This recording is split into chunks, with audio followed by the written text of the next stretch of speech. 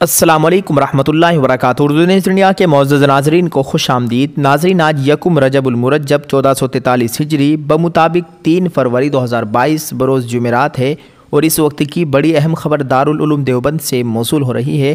آپ کے ساتھ ہم یہ خبر شیئر کرتے ہیں، آپ اس کو مکمل دیکھیں، دوسرے لوگوں کے ساتھ ضرور شیئر کریں۔ سینئر IAS افسران نے دارالعلوم دیوبند پہنچ کر محتمم مولانا مفتی ابوالقاسم صاحب نعمانی سے ملاقات کی۔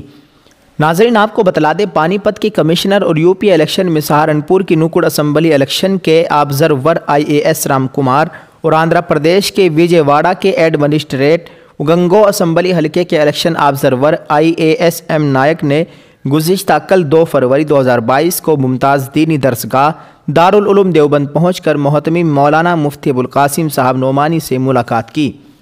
اس دوران افسران نے ادارے کے متعلق تفصیلی معلومات حاصل کی۔ انہوں نے دارالفتاء دارالعلوم دیوبند ادارے کے نظام تعلیم اور انتظامی امور کے متعلق بھی معلومات حاصل کی، اور کہا ہے کہ بڑے عرصے سے یہاں آنے کی، یہاں حاضری کی خواہش تھی۔ آج یہاں پہنچ کر بہت خوشی اور روحانی مسرت حاصل ہوئی۔ M نائک نے بتلایا ہے کہ انہوں نے اپنے اسٹڈی کے دوران اس ادارے کے بارے میں پڑھا تھا۔ بعد ازیں دونوں افسران نے ادارے کی لائبریری پہنچ کر وہاں رکھی انمول کتابیں دیکھی اور نہایت مسرت و حیرت کا اظہار کرتے ہوئے اسے عظیم علمی ذخیرہ قرار دیا۔ اس دوران دونوں افسران نے مسجد رشید، جدید لائبریری سمیت ادارے کے تاریخی عمارات کا بھی معائنہ کیا۔